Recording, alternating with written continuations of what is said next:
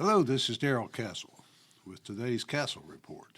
There are many things we could be talking about today, things of vital importance, such as the war in the Middle East, war in Ukraine, but I have decided to continue my discussion of Jeffrey Epstein and the list of his customers, which doesn't exist, along with the subjects of his blackmail, which, as we all know, does not exist either. Keep in mind that I know the list is just basically symbolic. Maybe it doesn't exist. What does exist is this man Epstein, at least his corpse exists, and I would like to know a little bit more about his relationship to the U.S. government. Just to refresh your collective memories a little bit, last week the Department of Justice announced that Jeffrey Epstein did not maintain a client list of prominent people who were being blackmailed by Epstein, acting as the agent for the Israeli intelligence service, Mossad.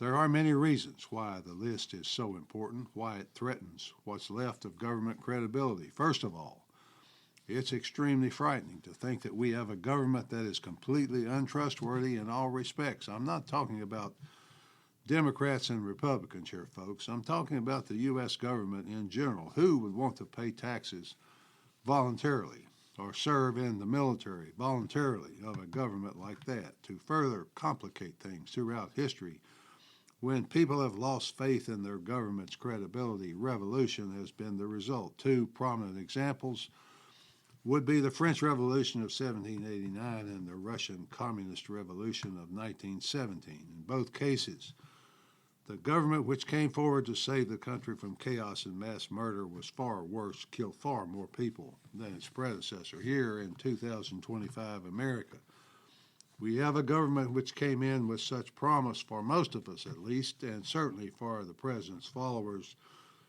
who were known as MAGA, or Make America Great Again. Together, America was going to be great again. MAGA had certain goals which carried the campaign to victory. There would be an end to illegal immigration. There would be deportation of illegal criminals. So far, so good, although Democrats in Congress fight each and every deportation, even when the one being deported is a known criminal. Now we hear rumors, excuse me, folks, we hear rumors that Trump might be considering some form of amnesty, but his base rebelled against that when that test rumor was circulated. The answer to the rebellion was simple. Amnesty was proposed piecemeal and in a disguised fashion. The folks in big agriculture, the folks in the restaurant business, the chicken slaughterhouses, they all need their cheap labor, so maybe the president would consider an exemption for workers in those industries. The heart of MAGA was, of course, the hope of peace. The president was going to bring peace and withdraw America from forever wars. Trump said in his campaign he could end the war in Ukraine with a few phone calls, but now, 6 months after inauguration, the war rages on and it has become his war. Just this week, he decided to try to bully Vladimir Putin by giving him 50 days to comply with Trump's demands, or he would, quote, ruin Russia financially. Zelensky said that it is too long, just waste times and lives. 50 days too much, he said. I guess he just wants to get on with the killing. He is shipping billions of dollars of new weapons to Ukraine. That is, Trump is shipping billions of dollars to Ukraine, including long-range missiles designed to reach deep into Russia. But now he says they won't be used to hit Moscow. I hope that someone reminded the president that Russia has about 6,000 nuclear warheads with systems to deliver them on target, which cannot be defeated with conventional weapons. He would also be wise to remember that Genghis Khan, Napoleon Bonaparte, and of course Adolf Hitler were all unsuccessful in their efforts to intimidate and conquer Russia. My point is that with a couple of notable exceptions, the peace president is no more. The notable exceptions, Marco Rubio's successful negotiations to bring peace to the Pakistan-India war and a war in Africa between two countries which had been on again, off again for decades. War is the bottom line for all people who label for the government, no matter which party they inhabit. They will disagree on a few things.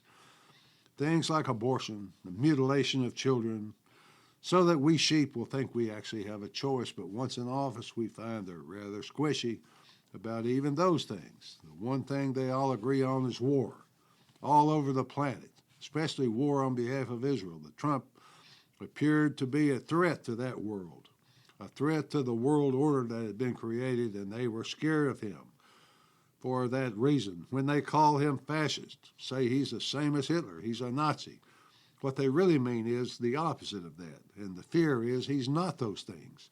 Once in office, it took only 6 months for the powers that be to show him who really runs this world, so the lesson in its aftermath is that MAGA is over. Greatness will just have to wait, folks. It has to wait for war. The war in Ukraine is worse than ever. Now we're no longer afraid to attack nuclear-armed Russia. How long before Putin grows weary of it, gets tired of it, decides to stop sitting by while his country is attacked? I hope his patience continues. When his patience runs out, World War III won't be far behind. Wars on behalf of Israel simply cannot be stopped, even though my opinion is that they are illegal.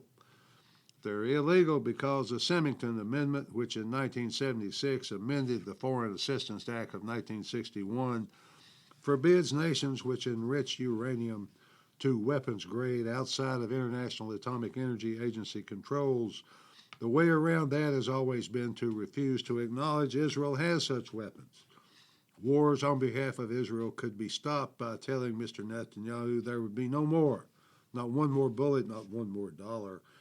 Here's something you might not know, folks. The U.S. Corps of Engineers is in Israel right now repairing damage and rebuilding their infrastructure. I imagine the Corps could be useful in East Tennessee and North Carolina repairing hurricane damage, but we have our priorities, folks. Speaking of disasters, think about this for a moment. The recent horrible disaster in Texas with so many dead, so many of them children.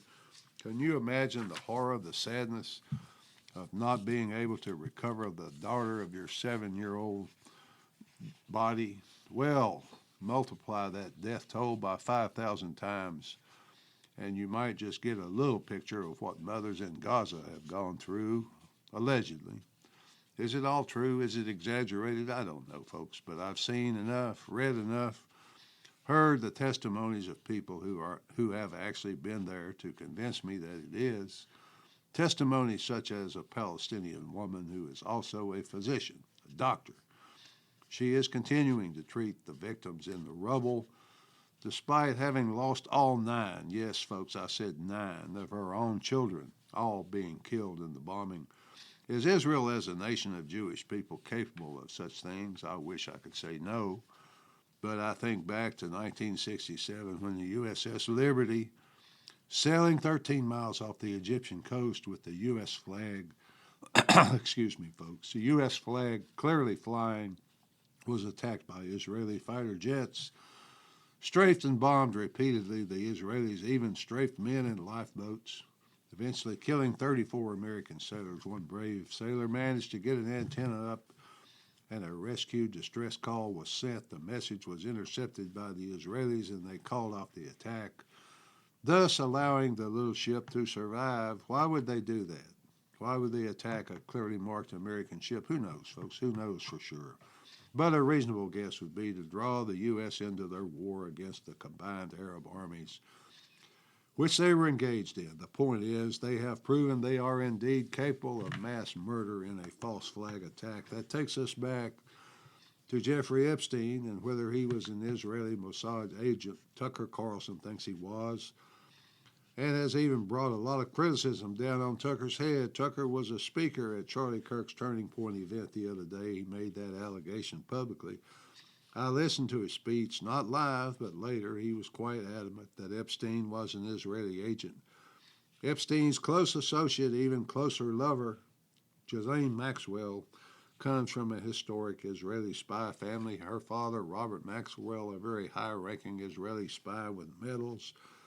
To prove it, a memorial in Israel, he's buried in the Mount of Olives, which is a very, very high honor in Israel. Was this woman, who was definitely Robert Maxwell's daughter, even though he pimped her out to one of the worst pedophiles on earth, Definitely Jeffrey Epstein's procurer of children, young women, the only one who was guilty of anything besides Epstein himself. Could that be true? That doesn't sound very true to me, folks. Maxwell's family hasn't given up hope of getting her out of prison, and to that end, they have filed a habeas corpus motion alleging that she did not get a fair trial. But as of last Wednesday, that motion was denied. I can believe her trial wasn't fair, as she was obviously supposed to take the fall for the guilty, but she still pimped out children to the rich and famous, so maybe it was fair, but maybe selective prosecution. Who were the rich and famous? And were any of their sex with children episodes filmed? It's hard to believe they were not. Therefore, it's easy to believe they were blackmailed. This entire episode reminds me of the moral rot that has infected our leaders and thereby our entire society. It's left us susceptible to blackmail, whether that happened or not. We are told by the DOJ there is no blackmail, there is no list. So we are supposed to believe the unbelievable. When the story about Tucker's speech accusing Israel broke, it was quickly responded to by a former Israeli Prime Minister, Naftali Bennett. Quote, as a former Israeli Prime Minister with the Mossad having reported directly to me, I say to you with 100% certainty the accusation that Jeffrey Epstein somehow worked for Israel or the Mossad running a blackmail ring is categorically and totally false. End quote. How much credence should we give to Mr. Bennett's very strong denial? My answer is none, zero. Because anyone or any organization that would send spies around the world to buy and kidnap children, then pimp them out to the officials of a foreign government, should not be considered as potentially truthful. Could all this potential or possible blackmail be the reason for so many wars? Could it be why U.S. forces are in Israel right now? Could it be why there are 40,000 U.S. troops in the Middle East? Could it be why B-2 bombers were recently employed against Iran? Yes, folks, yes, all those things are possible.